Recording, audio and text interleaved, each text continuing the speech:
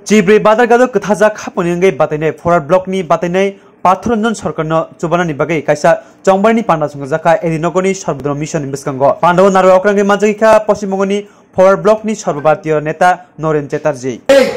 Amit sir নেই মানিক sir নেই সে মানুষের কাছে ভোট চাইতে আসছে যে ভোট দিন সারা দেশের ক্ষমতায় তোমরা সারা ভারতবর্ষের ক্ষমতায় তোমার দল নরেন্দ্র মোদী প্রধানমন্ত্রী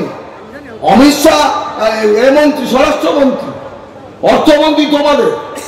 তোমরা বলেছিলে যে কংগ্রেস চলে যাক অনেকদিন কংগ্রেস রাজত্ব করেছে এবার আমাদের দিন আমরা শান্তি বজায় রাখবো আমরা গরিব মানুষের কথা বলবো আমরা শিক্ষা সম্প্রসার করব আমরা বেকার যুবকদের কাজ দেব ত্রিপুরার ভোটের মুখে দাঁড়িয়ে আমি যুবক সমাজের কাছে আহ্বান করব যুবক যুবতীদের কাছে আহ্বান করব প্রশ্ন করুন বিজেপিকে যে কথা বলে তোমরা সারা দেশের মানুষ থেকে ভোট নিয়েছিলে যুবক যুবতীর থেকে ভোট নিয়েছিলে সেই কথা কেন কার্যকারী করনি এই নির্বাচনের মুখে দাঁড়িয়ে নরেন্দ্র মোদীকে বলতে হবে অমিত শাহকে বলতে হবে রবীন্দ্রনাথের একটা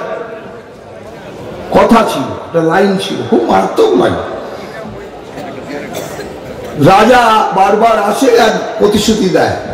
প্রজারা খুব শুনে হাততালি দেয় আনন্দ করে একটা গরিব ছেলে ওই এত জনতার মাঝ থেকে উঠে দাঁড়ালো উঠে দাঁড়িয়ে রাজার দিকে আঙুল তুলে বললো রাজা তুই উলঙ্গ তোর কাপড় কোথায় রাজা তখন দেখছি সত্যি তো আমার কাপড় আছে কিন্তু তার প্রকৃত অর্থে কাপড় নেই রাজা উলঙ্গ মোদী আগরতলা এলে অমিত শাহ আগরতলা এলে দলের লোকের আগরতলা এলে আমাদের এরকম একটা ছেলের দরকার যে দাঁড়িয়ে প্রশ্ন করবে মোদী তুই উলঙ্গ তোর কাপড় কোথায় আমরা কোটি কোটি ছেলে বেকার আমরা নিরক্ষর আমরা দুবেলা দুপুরো খেতে পাই না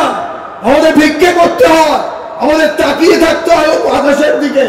কেউ আল্লাহ বলি কেউ ঈশ্বর বলি কেউ ধর্ম করি হিন্দুরা ধর্ম করেন মায়েরা মন্দিরে যাবেন পুজো করবেন অর্চনা করবেন ঠাকুরের কাছে কি চাইবেন এই ঠাকুর শক্তি ধর্ম সম্বন্ধে কাটবো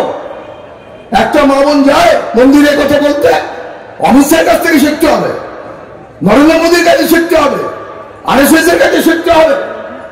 হিন্দু মুসলমানের কাছে শিখতে হবে ধর্মের কথা ধর্ম আমার মা জানে ধর্ম আমার ঠাকুমা জানে ধর্ম আমার বোন জানে ধর্ম আমার দিদান জানে কখন উপবাস করতে হয় কখন পূর্ণিমা কখন অমাবস্যা আমরা জানি জানে কে আমার মা আমার ঠাকুমা যে স্কুলে গিয়ে পড়ালেখা করেনি টেলিভিশন কখনো আসেনি